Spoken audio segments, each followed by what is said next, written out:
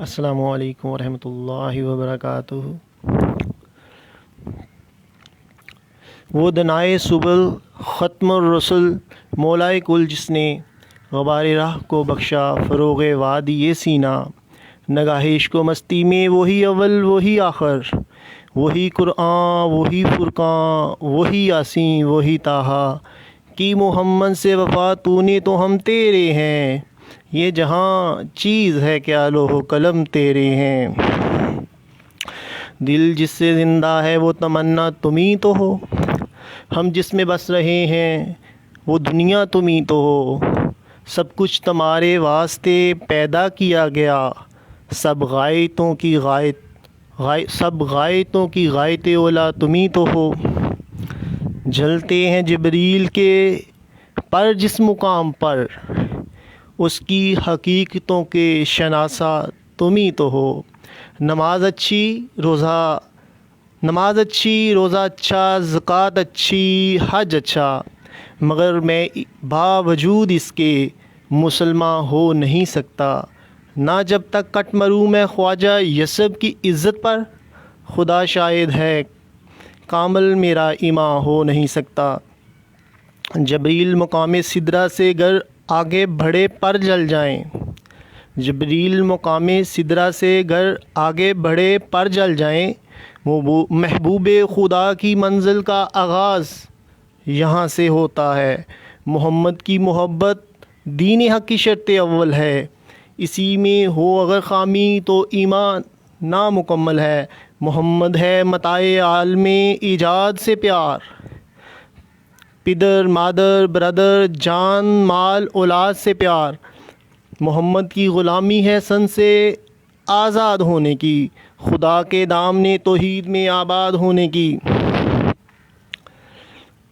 رخ مصطفیٰ وہ آئینہ کہ اب ایسا دوسرا آئینہ، نہ کسی بزم خیال میں نہ دکان آئینہ ساز میں، کچھ نہیں مانگتا شاہوں سے یہ شیدا تیرا، اس کی دولت ہے فقط نقش کف پا تیرا، شیخ سعدی فرماتے ہیں بعد از خدا تو ہی قصہ مختصر، تو نبی صلی اللہ علیہ وسلم کی ولادت باسعادت کا دن 12 ربیع الاول، اللہ تعالیٰ کی رحمتیں اور برکتیں آپ صلی اللہ علیہ وسلم کی ولادت باسعادت پہ ہی برسنا شروع ہو جاتی ہیں جب آپ بہت چھوٹے تھے، اس لیے مختلف معجزات اور مختلف ایسی چیزیں لوگ دیکھتے ہیں عرب والے جو ان کے لیے بالکل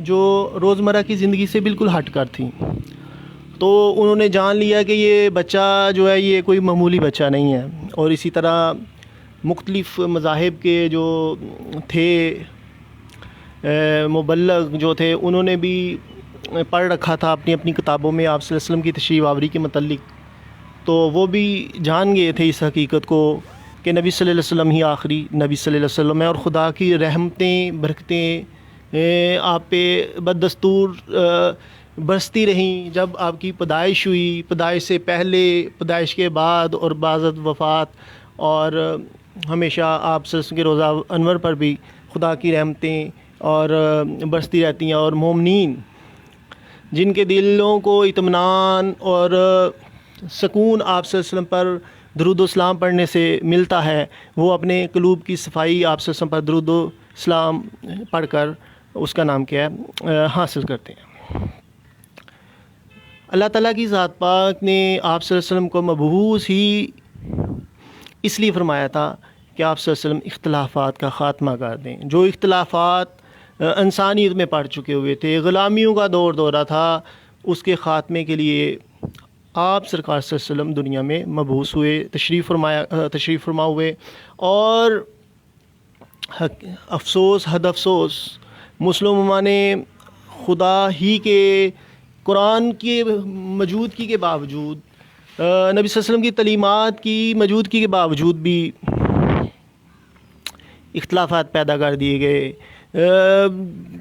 اللہ تعالیٰ کی ذات پاک، نبی پاک صلی اللہ علیہ وسلم کی تعلیمات، نبی صلی اللہ علیہ وسلم کی ذات پاک، آپ کے صحاب، اہل بیت، یا صوفیہ اعظام، ان کی زندگی کا جب ہم احاطہ کرتے ہیں تو کہیں بھی کوئی بھی زیادتی نظر نہیں آتی کہ کسی بھی طرح سے کوئی اختلاف نظر آ رہا ہو جس پہ ہم اس کا نام کیا ہے ہم کسی مسئلے میں الجھ جائیں۔ مگر بدقسمتی کی بات یہ ہے کہ مسلمان امت ان باتوں میں پھنس گئی جن مقامات پہ پہنچنے کے لیے ان کو ابھی بہت کوشش کرنے کی ضرورت تھی، کیونکہ ہم جب فکر اقبال کا ہم مطالعہ کرتے ہیں تو اقبال فرماتے ہیں کہ ستاروں سے آگے جہاں اور بھی ہیں، ابھی عشق کے امتحان اور بھی ہیں، نہیں تہی زندگی سے زندگی سے یہ فضائیں، ابھی کارواں اور بھی ہیں۔ تو عشق کے جو درجے ہیں، جو منزلیں ہیں، جو مقامات ہیں، اس کی وسعت سمندر سے بھی زیادہ ہے۔ عشق کی اڑان آسمان کی بلندیوں پر ہے، تو ہم اختلافات میں بٹ کے عشق کے مقام اور منزل کو نہیں پہنچ سکتے۔ عشق عشق عشق عشق ظاہر و باطن کی صفائی کا نام ہے۔ عشق جو ہے وہ اپنے دل میں اس مقام پہ پہنچ جانا کہ آپ سرکار کی حدیث مبارکہ کے مطابق کہ مومن کا دل جو ہے نا وہ چڑیا سے بھی زیادہ نرم ہوتا ہے، تو اختلافات نہیں کر سکتا مومن۔ صوفیہ اعظام نے کبھی بھی کسی سے اختلاف نہیں کیا۔ علامہ اقبال دل کی آزادی شہنشاہی، شکم سمان موت، فیصلہ تیرا تیرے ہاتھوں میں ہے، دل کی آزادی یا شکم، دل مسلماں تیرا نہ میرا، تو بھی نمازی میں بھی نمازی، سبق پیر پر عدالت کا شجاعت، سبق پیر پر صداقت کا، عدالت کا، شجاعت کا، لیا جائے گا کام تجھ سے دنیا کی امامت کا۔ اقبال بڑا عبدِ ہے، دل باتوں میں مو لیتا ہے، رفتار کا غازی تو یہ بنا پر کردار کا غازی بننا سکا۔ علامہ اقبال تو ماشاءاللہ کردار کے والے سے بھی بڑے اچھے تھے۔ جاہل قسم کے لوگ مجھے ملے، میں نے ان کی گفتگو سنی، علامہ اقبال کے اسی شعر کو وہ کریٹیسائز کر رہے تھے، تنقید کا نشانہ بنا رہے تھے کہ اقبال تو خود کہتا ہے کہ میں کردار کے مقام پہ نہیں ہوں۔ میں نے کہا میں نے ان سے نہیں آرگو کیا، کیونکہ جاہل کو سمجھانا اپنی ہی انسلٹ کروانا، کیونکہ پڑھے لکھے جاہل کو سمجھایا نہیں جا سکتا، جاہل تو جاہل ہوتا ہے۔ اقبال نے جس کردار کی بات کی وہ جوہر زندگی ہے عشق، جوہر عشق ہے خودی، کہ یہ تیغ تیز پردگی نعام ابھی۔ علامہ اقبال فرماتے ہیں کہ جوہر زندگی کا جوہر تو عشق ہے، اور عشق کا جوہر یہ ہے کہ تم خدا بندے سے خود پوچھے بتا تیری رضا کیا ہے۔ علامہ اقبال فرماتے ہیں کہ میں اس مقام پہ پہنچنا چاہتا تھا کردار کے کہ خدا مجھ سے پوچھتا تیری رضا کیا ہے۔ خدا پھر اپنی خدائی صوفیہ اعظام جو ہوتے ہیں، داتا علی حجویری کا دور دیکھ لیں، برصغیر و پاک و ہند میں کیسے اسلام کے لیے آپ نے خدمات سر انجام دی۔ آپ کے ساتھ کوئی نہ تو سیاستدانوں کے لاؤ لشکر تھے، نہ فوجیں تھیں، نہ آپ کے ساتھ کوئی سیکیورٹی گارڈ تھے، نہ آپ کے ساتھ کوئی آپ کے چیلے تھے، نہ آپ کے ساتھ کوئی مالی مدد تھی۔ سہارا تھا تو صرف ایک ہی سہارا تھا، اور وہ خدا کا تھا۔ اسی طرح خواجہ معین الدین چشتی اجمیری رحمۃ اللہ علیہ دیکھ لیجئے، ہندوستان میں آئے، آپ نے ادھر 90 لاکھ کو کہتے ہیں کلمہ پڑھایا، اب تو بہت زیادہ تعداد ہوگی، اور ہندوانہ رسوم و رواج، اور یہ دیکھیں آپ نے کیسے وہاں پہ لوگوں کے قلوب کی صفائی کی اور ان کو حلقہ اسلام میں شامل کیا، اور دیکھیں خواجہ صاحب کے مریدین کی تعداد، اور اسلام جو ہے نا ادھر پھیلا پھولا۔ آج مسلمان کردار کی خوبصورتی نہیں ہے تو آج ہندوؤں کے ہاتھوں پٹ رہے ہیں یہ انڈیا کے مسلمان، ورنہ خواجہ صاحب تنہا اگر ہندوستان فتح کر سکتے ہیں تو یہ تو بہت زیادہ تعداد میں ہے۔ کیوں اس طرح آج وہ ایک غلیظ قوم کے ہاتھوں مسلمان جو ہیں وہ اپنے لیے آزادی حاصل نہیں کر سکتے، ان کی غلامی کو پاش پاش کیوں نہیں کر سکتے؟ غلامی میں نہ کام آتی ہیں شمشیریں نہ تدبیریں، جب ہو ذوق یقین پیدا تو کٹ جاتی ہیں زنجیریں۔ تو یہی پیغام تھا نبی صلی اللہ علیہ وسلم کی تشریف آوری کا کہ لوگوں میں غلامی کا دور دورہ چل رہا تھا، لوگوں کو صرف اتنا کھانا دیا جاتا کہ ان کی سانسیں چل سکیں، ان کی آل اولاد، ان کی فیملیز، بلکہ وہ خود غلاموں کے غلام۔ اور وہ کس کے لیے تھے؟ وہ ایک ایسا سسٹم کے ہاتھوں تنگ تھے کہ ان کو صرف اور اپنی زندگی پہ کوئی بھی جینے کا حق نہیں تھا۔ وہ صرف ان کو ان کے سامنے ان کی خوشامدوں کے لیے ان کی زندگیاں جو تھیں کٹ پتلیوں کی طرح تھیں۔ وہ دور میں لوگ اپنی زندگیوں سے مایوس ہو چکے تھے۔ حقیقت تو یہ تھی کہ لوگ اپنی زندگیوں سے مایوس نہیں ہوئے تھے بلکہ خدا سے بھی مایوس ہو چکے تھے۔ اگرچہ عرب نے من چاہے خدا پا رکھے تھے، بتوں کی پرستش کرتے تھے، مگر جو غلام تھے وہ ان کو کسی بھی قسم کی خدائی پہ یقین نہیں تھا۔ آپ سرکار کی تشریف آوری سے یقین کی دولت سے انسانیت مالا مال ہو گئی۔ خدا کی ذات کو بہت نزدیک سے لوگوں نے دیکھا کہ ذات پات رنگ نسل عہدہ طاقت دولت کے بے معنی بت کیسے پاش پاش ہوتے ہیں، ظاہری بت پرستی کا کیسے خاتمہ ہوتا ہے۔ یہ صرف اور صرف آپ صلی اللہ علیہ وسلم کی تعلیمات، آپ صلی اللہ علیہ وسلم سے کے عطا کردہ جذبہ عشق اور خدا پہ جو یقین کی دولت پیدا کر دی گئی تھی آپ سرکار نے، اس وجہ سے ہی یہ ممکن ہو چکا تھا۔ نعت شریف، نبی صلی اللہ علیہ وسلم کی نعت پاک دو طرح کی ہے، ایک ہے گرفتار کی نعت اور ایک ہے کردار کی نعت۔ جیسے علامہ اقبال کا شعر میں نے پڑھا کہ گرفتار کا غازی تو بنا پر کردار کا غازی نہ بنا، اسی طرح آپ سرکار کی نعت پاک بھی دو طرح کی ہے۔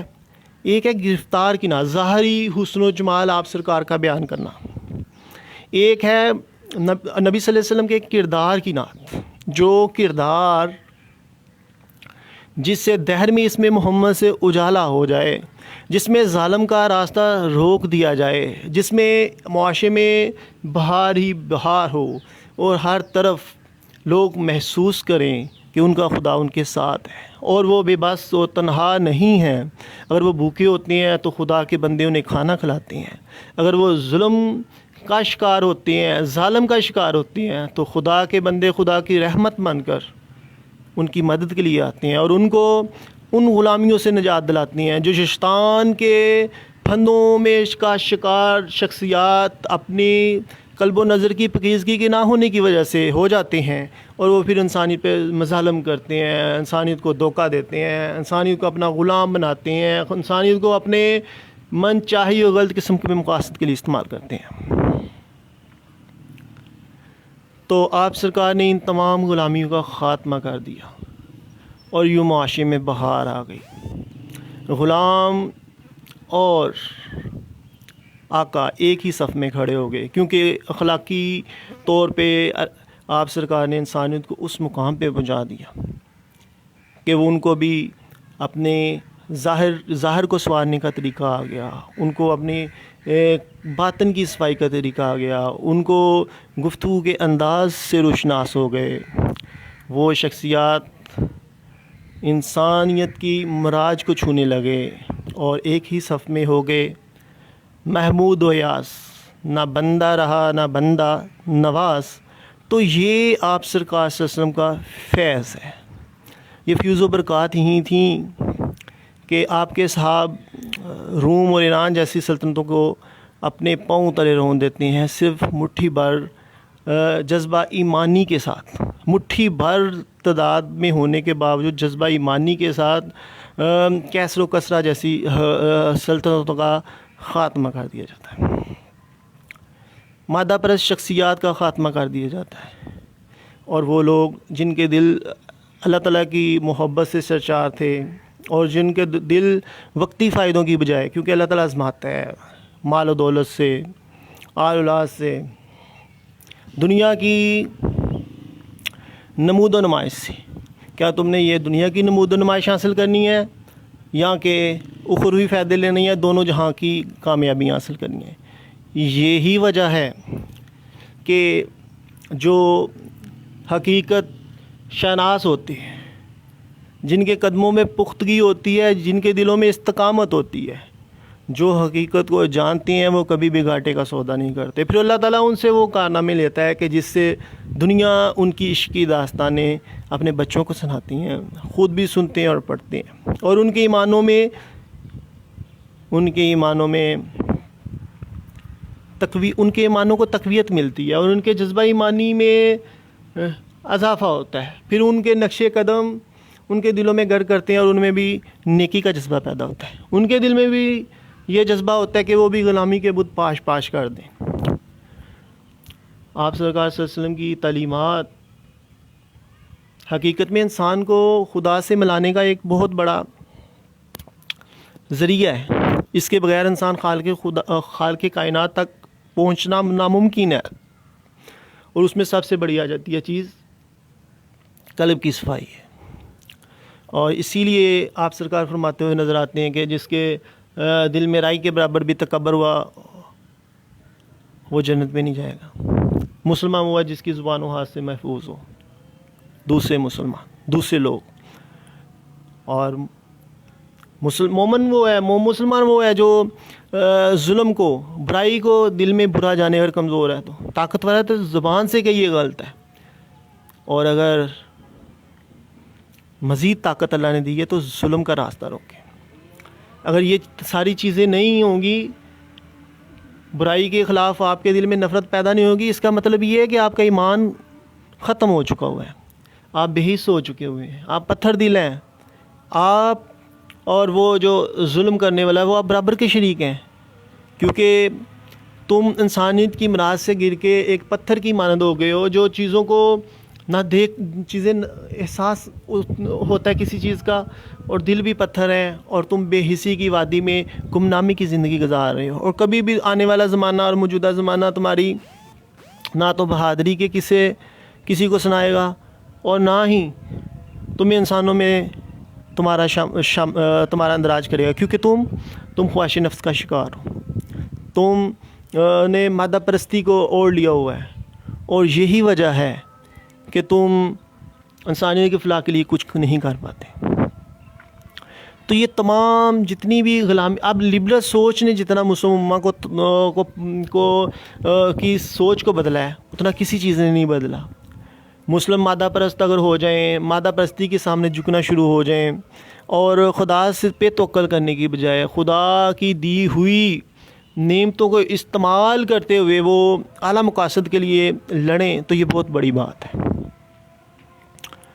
مگر ایسا نہیں ہے، یہ سیاست سے ہٹ کے، اور اس میں سیاست کا کوئی دخل نہیں ہے، یہ بات میں کر رہا ہوں، کہیں یہ نہ ہو کہ کہیں جی جیسے مرضی حالات ہیں لوگ شکر کریں، یہ نہیں بات، لوگوں کا استحصال ہو رہا ہے اور لوگوں کو کچھ نہیں مل رہا گورنمنٹ کی طرف سے، ایسی کوئی بات نہیں ہے کہ یہ کہیں جی یہ کوئی سیاسی بیان دیا جا رہا ہے، اس لیے میں بات کر رہا ہوں۔ جیسے اکثر بیان دیتے ہیں کہ جی عام لوگ بھی تو چور ہیں نا جی، تو سیاستدان جو ہے اگر وہ لوٹ سوٹ کر رہے ہیں تو کیا کیا جا سکتا ہے؟ تو دیکھا جائے تو عام چور کو، لوگوں کو چور کس نے بنایا؟ 15 روپے پہ بھی چوری کر رہے ہیں، 10 روپے پہ بھی چوری کر رہے ہیں، کس نے بنایا؟ کس نے اس ملک کا نظام سیٹ کرنا ہے؟ حضرت عمر فاروق رضی اللہ عنہ کے دور میں شیر اور بھیڑیا ایک جگہ پہ پانی پیتا تھا، آج جگہ ٹیکس لگائے جا رہے ہیں، روز بجلی اور گیس کی قیمتیں بڑھتی ہیں، کیوں؟ کام عقلی ہے، انتظام چلانا نہیں آتا، یا کرپشن ہے، یہ علیحدہ سے ایشوز ہیں۔ مگر حضرت عمر کے دور میں اتنی بڑی ریاست، آج دنیا پہ حکومت ہے، اور ظلم ایک رتی برابر نہیں ہو رہا، کیوں؟ کردار کی خوبصورتی، آقا کے سکھائے ہوئے غلام ہیں۔ بھیڑیا اور بکری ایک ہی جگہ پہ پانی پی رہے ہیں، اور اس کی جرت نہیں ہوتی، اس کے بھیڑیا جو ہوتا ہے، جو درندہ صفت جانور ہے، اس کے دل میں بھی اتنا خوف ہے کہ عمر حکمران ہے، عمر کی حکمرانی کو میں پامال نہیں کر سکتا، عمر فاروق رضی اللہ عنہ کی حکمرانی کو، کہ اگر اور مجھے بھی سزا دے دیں گے، عمر تو خدا شناس ہے، اسے پتہ چل جائے گا کہ اس بھیڑیے نے کیا کیا، تو میری تو تباہی ہو جائے گی، مجھے تو جنگل سے کھینچ کے لے آئیں گے، تو میں یہ نہیں کر سکتا۔ تو انسانوں کی کیا مجال کہ وہ ذرا بھی پر مار سکے اور قانون کے خلاف جا سکے۔ تو یہ ہوتی ہے انسان کا دیکھنے کی بصیرت، جو خدا کی ذات اپنے خاص بندوں کو عطا کرتا ہے۔ تو خوشحالی کا دور دورہ ہوتا ہے، لوگوں یہ نہیں ہوتا کہ بندر مانڈ کا سسٹم ہو، دوسروں کو تو اس کا نام کیا ہے خود میاں نصیحت اور دوسروں کو بس اور طرح ہی ایکویلٹی، سب کے لیے ایک جیسا سوچنا. تو یہ نبی صلی اللہ علیہ وسلم کے غلام ہی ہیں جنہوں نے دنیا بدلی ہے. جو میرے کہنے کا جو آج کا مفہوم ہے، آپ صلی اللہ علیہ وسلم کی آمد، ولادت باسعادت، اور پھر لوگوں معاشرے میں بہار آنا، غلامیوں کا خاتمہ ہو جانا. آج غلامیاں بد دستور قائم ہیں. ذات پات رنگ نسل کے جو بت تراشے گئے ہیں وہ دوبارہ ان کی پرستش ہو رہی ہے. آج لوگوں کو الجھایا جا رہا ہے.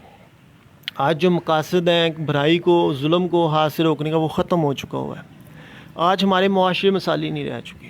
آج نظام بدلنے سے معاشرے ٹھیک ہوتے ہیں اور تبلیغ کا اثر ہوتا ہے. نظام آپ نہیں بدلو گے تو کیسے ہوگا کہ کوئی تبلیغ کرتا رہے اور اس کی بات سنی جائے.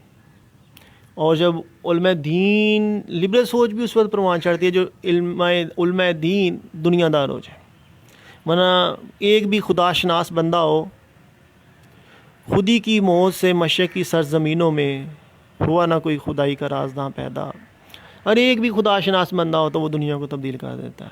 جیسے میں نے مثالیں دی ہیں، حضرت غوث اعظم رحمۃ اللہ علیہ، لال شہباز قلندر، بہاؤالدین زکریا ملا، اتنے بڑے جو نبی صلی اللہ علیہ وسلم کے غلام ہیں، انہوں نے غلامی کا خاتمہ کیا اور دنیا کو بدلا ہے، دنیا کو خدا سے تعلق مضبوط کیا ہے. اس طرح اختلافات پیدا نہیں کیے. سلطان باہو رحمۃ اللہ علیہ کو کافر بھی دے کے کلمہ پڑھ لیتے تھے. یہ ہے فکر محمدی. فکر محمدی کو اختیار کرنے کی ضرورت ہے. غلامی کی سوچوں کو پاش پاش کرنے کی ضرورت ہے. مگر افسوس، حد افسوس، مسلمہ پھر اسی میں پھنسی ہوئی ہے. اختلافات، یہی وجہ ہے کہ آج مسلمانوں میں پوری دنیا میں مظالم ہو رہے ہیں. کوئی بھی کسی کی کوئی بھی مدد نہیں کرتا، اور اگر کسی جگہ پہ تھوڑی سی چڑیا کی طرح چوں چوں کی آواز آتی ہے تو سمجھتے ہیں کہ ہم سفیر بن گئے ہیں. افسوس ہوتا ہے. مسلمان تو اللہ کے علاوہ کسی سے نہیں ڈرتا. مسلمان تو اللہ سے زیادہ کسی پہ توکل نہیں کرتا. مسلمان تو مادہ پرست دنیا کو کسی بھی طرح اپنی پاؤں کے نیچے رونتا ہے. تو غزوہ بدر ہو، فضائے بدر پیدا کر، فرشتے تیری نصرت کو اتر سکتے ہیں قطار اندر قطار اب بھی. تو جب سارے فیصلے ہی اللہ نے کرنے ہیں تو ہم اللہ کے ساتھ کیوں نہیں مخلص ہو جاتے؟ ہم سارے کام اشرانی کر کے نیگیٹو معاشرے کو پروموٹ، ہر کوئی مانتا ہے نا معاشرہ غلط ہے، معاشرے کو پروموٹ کر کے ہیں بصیرت ہم مسلمان، تو پھر کہتے ہیں کہ اللہ بھی ہماری نیگیٹیوٹی کو قبول کر لے گا. کیسے قبول کرے گا؟ تو اس نے تو تمہیں کتاب دی ہے، اس نے اپنے رسول بھیجے، اور نبی صلی اللہ علیہ وسلم آخری نبی صلی اللہ علیہ وسلم ہمارے میں تشریف فرما ہوئے. تو ہم ان کی تعلیمات کو اگر پس پوچھ ڈالیں گے تو اللہ تعالیٰ ہم سے اس کی بھی پوچھ کرے گا. معاشرے میں ہونے والے مظالم میں اگر کسی کی ہم نے مدد نہیں کی تو اس کی بھی ہمیں پوچھ ہوگی. ہم نے کسی مظلوم کی مدد نہیں کی اور اپنی تجوریاں پالی تو اس کی بھی ہمیں پوچھ ہوگی.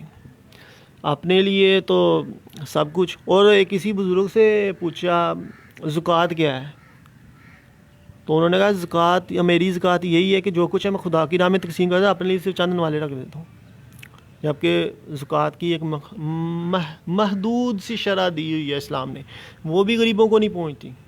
اس طرح صدقہ، فطرانہ، یہ ساری چیزیں مسلم امہ کی خوشحالی کے لیے، تاکہ وہ ان کو احساس ہو کہ ان کے دلوں میں اللہ تعالیٰ کا خوف ہے اور حد سے بڑھنے والا مسلمان نہیں ہے، اور اللہ تعالیٰ کے احکامات کو بجا لاتے ہوئے ان کا حق ان کو ادا کر رہا ہے.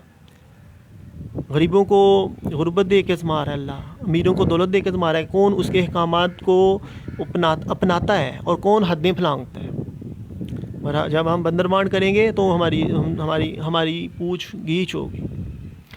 پھر ہم دنیا پرست ہو گئے، ہم کہتے ہیں ہمارے دل میں عشق گھر کر جائے، ہم انمول بن جائیں، ہم عظیم شخصیات کیوں نہیں بنتے.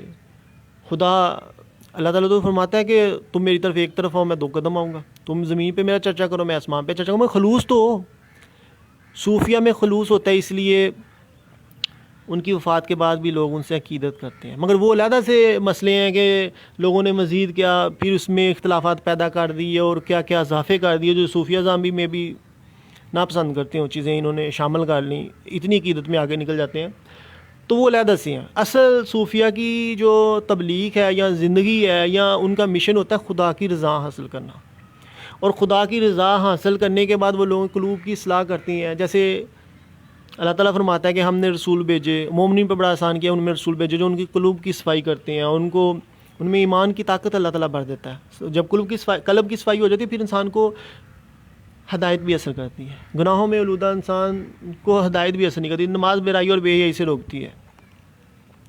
تو لہٰذا آج ہمیں ضرورت اس بات کی ہے کہ ہم اختلافات کا خاتمہ کرتے ہوئے، اپنے قلوب کی صفائی کرتے ہوئے ہم ایک حق کے پلیٹ فارم پہ جمع ہو جائیں۔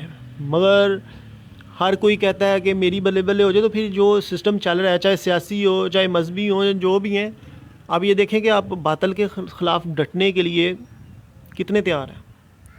جو اس دور میں نیگیٹو ہو سکتا ہے یا حق کا ساتھ نہیں دے سکتا، وہ کسی دور میں بھی حق کا ساتھ نہیں دے سکتا، کیونکہ برائی اور اچھائی کی جنگ مسلسل جاری ہے۔ شیطان اپنی تمام تر لاؤ لشکر کے ساتھ اور مادہ پرست شخصیات کے ساتھ میدان عمل میں ہے، اور مسلمان کتنا میدان عمل میں ہے یہ ہم نے سوچنا ہے کہ ہم ابھی اپنے الف بے پہ ہی نہیں پڑھ پائے تو ہم فائنل مقابلے میں کب ہوں گے جب ہمارے ذہنی اور جسمانی طور پہ ہم تیار نہیں ہیں تو، کیونکہ اس کی وجہ علماء کے توبہ کے نام پر پرمٹ ہے، اور یہی وجہ ہے۔ اور قرآن تو پورا توبہ کے خلاف بات اس لیے کرتا ہے کہ وہ دیکھو فلاں قوم تباہ ہو گئی۔ قرآن توبہ کا کنسیپٹ اس لیے کہ انسان حد سے نہ بڑھے۔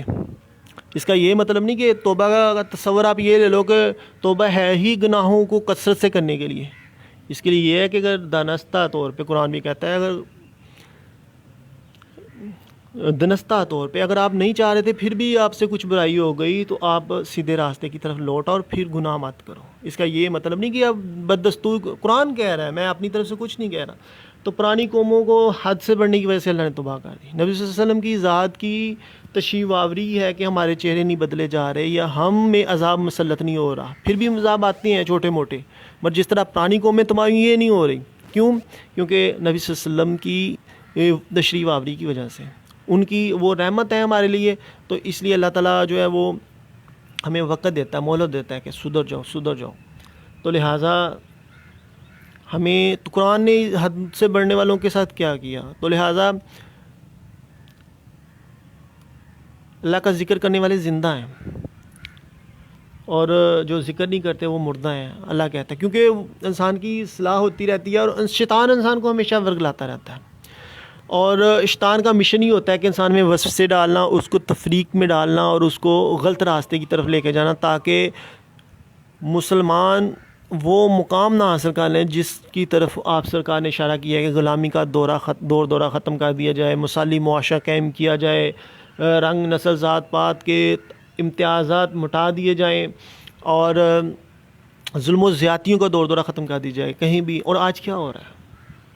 چھوٹے چھوٹے بچوں کے ساتھ ریپ ہو رہے ہیں، مار دیا جا رہا ہے، میاں بیوی کی لڑائیاں، خاندانی سسٹم بیٹھ گیا، اور بربادیاں، اور ہر جگہ دکھاوا، بت پرستی ہو رہی ہے، سیلفیاں کھینچی جا رہی ہیں، سیلفی کھینچی جا رہی ہے، اپنے آپ کو پروموٹ کریں گے۔ وہ ایک چھوٹی سی روٹی کھا رہا ہوتا ہے، پیزا کھا رہا ہوتا ہے، تو خوش فہمی کا شکار، سیلفی، یہ دوست کے ساتھ بعد ملے سیلفی، یہ ہو گیا سیلفی سیلفی سیلفی سیلفی، یعنی ہر کوئی اپنی داد وصول کرنا چاہ رہا ہے۔ مگر کتنے کم عقل لوگ ہیں یہ، خدا سے داد لینے کی بجائے، خدا تو کہتا ہے تم مجھے پکارو میں تمہیں یاد کروں گا، تو خدا سے داد لینے کی بجائے ہم دنیا پرست ہو کے ہیں۔ اگر آج بھی ہم خلوص کے ساتھ اللہ کو یاد کریں گے تو اللہ تعالیٰ ہمیں وہ عزتیں دے گا کہ ہمیں سیلفیاں کھینچنے کی بھی ضرورت نہیں رہے گی۔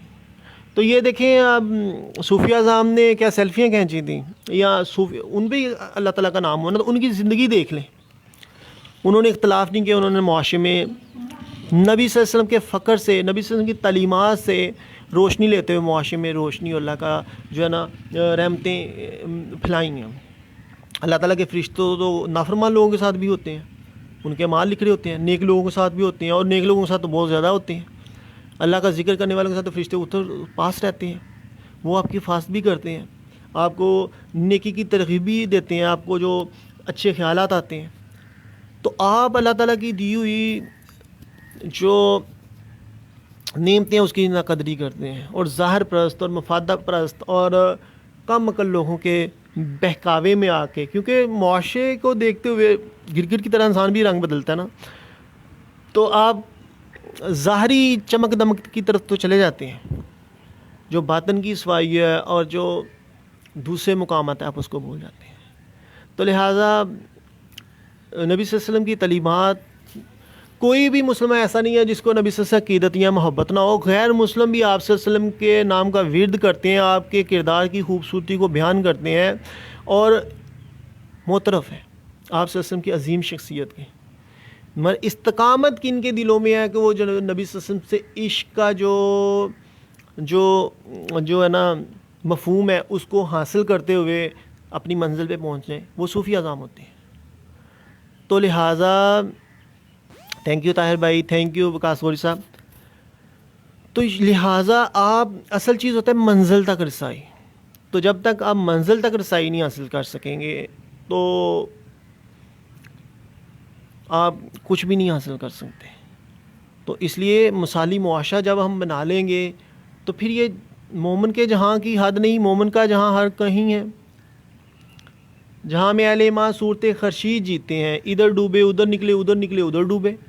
تو لہٰذا مرد مومن کے کردار کی جو خوبصورتی ہے وہ تو ختم ہی نہیں ہوتی، اور اس کی جو روشنی ہے وہ تو پوری دنیا کو روشن کرتی ہے۔ جیسے صحابہ کرام رضوان اللہ اجمعین نے صرف سعودی عرب یعنی مدینہ اور مکہ تک محدود نہیں تھے، روم اور ایران کی سلطنتوں کو بھی اس کا نام کیا ہے فتح کیا، اور اس طرح اسلام کی روشنی پوری دنیا میں پھیلانی چاہیے۔ آج مسلمان تبلیغ کرتے ہیں، دوسرے غیر مسلم مسلمان ہوتے ہیں، مگر مسلمان سے ہی مسلمان کا مقام پشیدہ، یہ اقبال فرماتے ہیں۔ اس کی وجہ کیا ہے؟ اس کی وجہ یہ ہے کہ جس مقام پہ اقبال مسلمانوں کو دیکھنا چاہتے ہیں اس پہ مقام پہ مسلمان فائز نظر نہیں آتے۔ بجھی عشق کی آگ اندھیر ہے، مسلمان نہیں راہ کا ڈیر ہے، تو علامہ اقبال فرما رہے ہیں۔ تو میں کہتا ہوں جیسا بھی ہے، کوئی بھی ہے، چھوٹی سی بھی نیکی ہے نا، کانٹا چبھتا ہے اس کی بھی ثواب ملتا ہے۔ اسی طرح کوئی کسی کو برا بھلا نہیں کہتا، کسی سے اچھا سلوک کرتا ہے، اس کو بھی ثواب اللہ دیتا ہے۔ تو لہٰذا نشتوں کا اللہ تعالیٰ ثواب دیتا ہے، تو اللہ تعالیٰ ظلم کو برداشت نہیں کرتا۔ تو ثواب حاصل کرنے کے بڑے ذرائع ہیں۔ اسی طرح نبی صلی اللہ علیہ وسلم کی ذات پاک سے محبت کرنا، آپ سرکار سے وابستگی کرنا، آپ صلی اللہ علیہ وسلم کو ہر وقت نگاہ میں رکھنا چاہیے، اللہ تعالیٰ کی ذات کو نگاہ میں رکھنا چاہیے، کیونکہ آپ ایسی شخصیات ہیں جنہوں نے حدود متعین کی، رشتہ داروں کے حقوق، میاں بیوی کے حقوق، ہمسایوں کے حقوق، معاشرے کے حقوق، ریاست کا نظام کیسے چلانا ہے، فلاحی راست کے کیسے کا تصور، یہ ساری چیزیں آپ سرکار سے ملتی ہیں۔ ہمیں کھانے پینے کے آداب آپ سے ملتے ہیں، ہمیں اٹھنے بیٹھنے گفتگو کے آداب آپ سے۔ اگر ہمارے میں کوئی چھوٹی سی بھی نیکی ہے یا اچھائی ہے تو وہ آپ سرکار کی ہی بدولت ہے، مگر جب ہم آپ سرکار کی طرف دیکھتے ہیں تو ہمیں اپنی اچھائی کوئی نظر آتی نہیں، کیونکہ اتنے بڑے مقامات ہیں، ہم اس پہ عمل کرنا ہمارے لیے مشکل ہے، اس مقامات اور اس جیسا عمل کرنا۔ مگر جب ہم اپنے میں چھوٹی موٹی اچھائی دیکھتے ہیں تو ہم یہ کہہ سکتے ہیں کہ یہ آپ سرکار صلی اللہ علیہ وسلم کی ہی بدولت ہے۔ آپ کے بغیر ہماری جو سانسیں ہیں، ہمارا جو اٹھنا بیٹھنا رہنا سہنا بے برکتی کا باعث ہوگا۔ ہم خدا کی رحمت سے بھی مایوس ہوں گے اور خدا کی رحمت سے بھی دور ہوں گے اگر آپ صلی اللہ علیہ وسلم کی مثالی شخصیت ہمارے سامنے نہ ہو۔ ہم اللہ تعالیٰ تک نہیں پہنچ سکتے اگر آپ صلی اللہ علیہ وسلم سے جو ہے وہ دیوانگی کی حد تک محبت نہ ہو، مگر اس کے لیے ہمیں ہمارے قلوب کی صفائی ہو، دل ذکر مصطفیٰ سے منور ہوں، درود السلام ہم پڑھیں آپ سرکار پہ، اور پھر ہم اس کا نام کیا ہے، اللہ تعالیٰ کی ذات پاک کی ہم پہ رحمتیں، اور پھر ہم معاشرے میں مثالی معاشرہ قائم کریں۔ یہی مرد مسلمان کا تصور ہے۔ اس راز کو فاش کرے روح محمد، آیات الہی کا نگہباں کدھر جائے۔ یہ علامہ اقبال فرما رہے ہیں کہ یا رسول اللہ علیہ وسلم اس راز کو تو فاش کر دیجئے کہ جو اچھا بننا چاہتے ہیں، جو آیات الہی کے نگہبان ہیں، وہ کدھر جائیں؟ نظام نہیں نا ہاتھ میں، یا مسلمان فرقہ واریت کا شکار ہے۔ علامہ اقبال نے فرقہ واریت کے خاتمے کے لیے کتنا کچھ کام کیا۔ تو دوسری طرف ایک اور بھی شعر ہے، یہ فاقہ کش مسلم جو ڈرتا نہیں ذرا روح محمد اس کے بدن سے نکال دو۔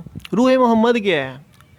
روح میں محمد ہے ہی یہی کہ انسان جو ہے اپنا محاسبہ کرتے ہوئے چھوٹے سے محدود مسائل میں بھی وہ کارنامے سارے انجام دے دے جو کیسو کسرا کی سلطنتیں بھی نہ انجام دے سکی، کیونکہ اللہ کی مدد آپ کے ساتھ ہے۔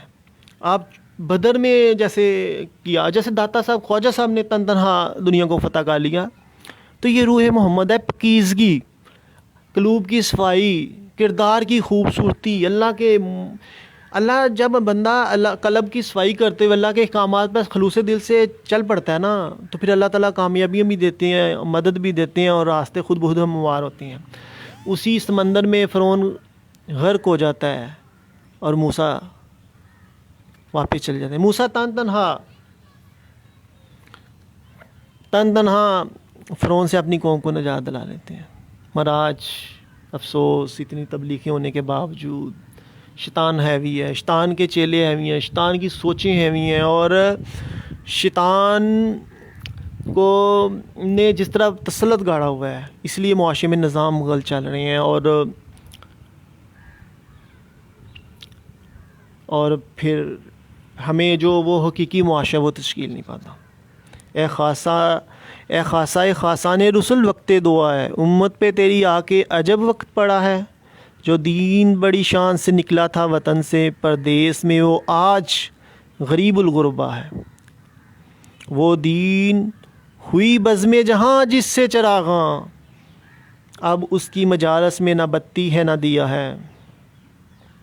جو دین کے تھا شرک سے عالم کا نگہباں، اب اس کا نگہباں اگر ہے تو خدا ہے۔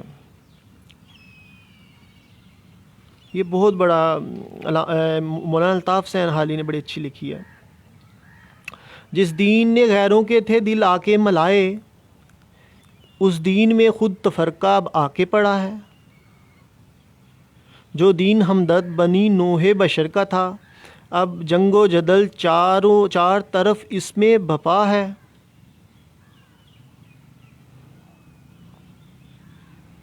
فریاد ہے کشتی امت کے نگہباں، بیڑا یہ تباہی کے قریب آن لگا ہے۔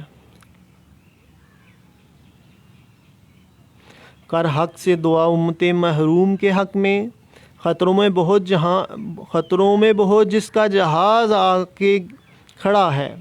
ہم نیک ہیں یا بد ہیں پھر آخر ہیں تمہارے، نسبت بہت اچھی ہے اگر حال برا ہے۔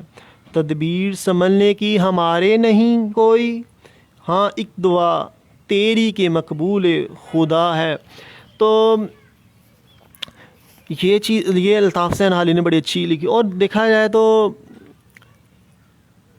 قلم جو ہوتا ہے نا اس کی بڑی طاقت ہوتی ہے۔ سر سید احمد خان، علامہ اقبال کی کوششیں دیکھ لیں، مولانا ظفر علی خان، بر صغیر و پاک و ہند میں مسلمانوں نے کس طرح جد و جہد کے ساتھ پاکستان حاصل کیا، کتنی کم وسائل کے ساتھ ملک کو حاصل کر لیا، اور پھر بالآخر ہم آزادی کی نعمت سے مالا مال ہو گئے۔ آج پھر ہمیں آزادی تو حاصل ہے، مگر طاقتور شخصیت نے پھر بھی غلام بنایا ہوا ہے، کیونکہ ذہنی اور جسمانی غلامی مسلط کی جاتی ہے۔ اس کی وجہ یہ ہے کہ آپ کا نظام اس قابل نہیں ہے کہ غریب کو اس غلامی سے چھٹکارا دلا سکے۔ اور دوسری بات، کوئی حکومت بھی اسی وقت تک غلامی کا خاتمہ کر سکتی ہے جب اس کے پاس اپنے ملک کو مینٹین کرنے کے لیے، اور اپنے پاس پہلے تو اس کے پاس ویژن ہونا ضروری ہے، دوسرا اس کی معیشت اتنی مستحکم ہو کہ کوئی بھی وڈیرا اس کو غلام نہ بنائے۔ مگر جب لوگوں میں نوکریاں نہیں ہوں گی، لوگ بدحالی کا شکار ہوں گے، لوگ خستہ حال ہوں گے، جگہ ٹیکس لگائے جائیں گے، تو لوگ حکومت کے ہاتھوں بھی لوٹیں گے اور طاقتور شخصیات کے ہاتھوں بھی لوٹیں گے، اور یوں انسانی کی تذلیل ہوگی۔ اور وہ تذلیل آج میں روز دیکھتا ہوں جو پاکستان میں غریب عوام کی ہوتی ہے۔ دکھ ہوتا ہے کہ ہم اپنے نظریات سے ہٹ گئے، جن مقاصد کے لیے وطن لیا تھا اس سے ہٹ گئے، کوئی بھی سوچ اس جیسی نظر نہیں آتی جنہوں نے پاکستان بنایا تھا۔ کیا آج ہم ان شہیدوں کو کے خون کے ساتھ مذاق کر رہے ہیں جنہوں نے اپنی جان و مال آل اولاد کا نذرانہ پیش کر کے ہمیں یہ وطن دیا تھا؟ آج ہم اپنی خواہشات کی قربانی میانہ روی اختیار کرتے ہوئے انسان کی فلاح کا بیڑا کیوں نہیں اٹھاتے؟ آج ہم اپنے مفادات کا خاتمہ کرتے ہوئے معاشرے میں بہار کے لیے رنگ بننے کے لیے کیوں کچھ نہیں کرتے؟ عید میلاد النبی صلی اللہ علیہ وسلم پر کل ہر طرف کھانے کا اہتمام کیا، ہر کسی نے اپنی بساط کے مطابق، اور ایک عجیب سی فضا نظر آئی، ایک کہ لوگ بڑے خوش نظر آ رہے تھے۔ تو میں کہتا ہوں یہ ہر روز ایسے ہی ہونا چاہیے، ہر روز لوگ اللہ کی راہ میں کھانے بنا کے لوگوں میں تقسیم کریں، غریبوں کو، بھوکوں کو، کیونکہ آپ سرکار فرماتے ہیں کہ بھوکے کو کھانا کھلاؤ۔ اسی طرح وسعت قلبی کے ساتھ ہر کسی کے ساتھ خندہ پیشانی سے اور اچھے طریقے سے ملیں، کسی کے دل میں جو ہے نا غرور تکبر نہ ہو، نفرتیں نہ ہوں، اپنی منچاہی غلط قسم کا ایجنڈا نہ ہو، تو پھر معاشرہ خود بخود مثالی بن جاتا ہے۔ مگر ہم جو ہے ایک دن کے لیے عید آتی ہے، تھوڑا سا لوگوں کے دل نرم ہوتے ہیں، رمضان میں تھوڑی سی نیکیاں چاہتی ہیں، جو بھی ہے لوگوں کے دل تھوڑے سے ہوتے ہیں، اشتہان جکڑ دیے جاتے ہیں، مگر پھر وہی جب دن جو بڑے ایک اچھے ایام جن کو تصور کیا جاتا ہے اسلامی، جیسے رمضان ہو گیا، عید میلاد النبی صلی اللہ علیہ وسلم ہو گئی، عیدیں ہو گئیں، اس کے بعد اچانک سے پھر لوگوں کے رویے کیوں تبدیل ہوتے ہیں؟ سوچنے کی بات ہے نا۔ تو ہونا تو چاہیے کہ ہمارے سوچیں، ہمارے ذہن یکدم سے ہمارے نظریات تبدیل نہیں ہونے چاہیے۔ شیطان انسان کو ورغلاتا ہے، اس کا مطلب یہ نہیں کہ جو ہماری سوچیں شیطان مسلط کر رہا ہے ہم اسی طرح بولنا شروع کر دیں، اسی پہ عمل کرنا شروع، جس طرح کوئی جگت آئی اسی کو کسی کو تانا مینا دینا شروع کر دیں۔ تانا مینا دینے والے جھگڑالو قسم کے آپ سرکار فرماتے ہیں لوگ جنت میں نہیں جائیں گے۔ اب آپ کیا کریں گے؟ تو لہٰذا اب میں آپ سے اجازت چاہوں گا، اللہ سے دعا کرتا ہوں کہ ہمیں احساس جو ہے نا وہ ایسا پیدا کر دے کہ ہمیں احساس ہو اپنی خامیوں کا، اور ہم اس کا ازالہ کرتے ہوئے اپنی منزلوں کو حاصل کر لیں۔ آپ سے اجازت چاہوں، خدا حافظ۔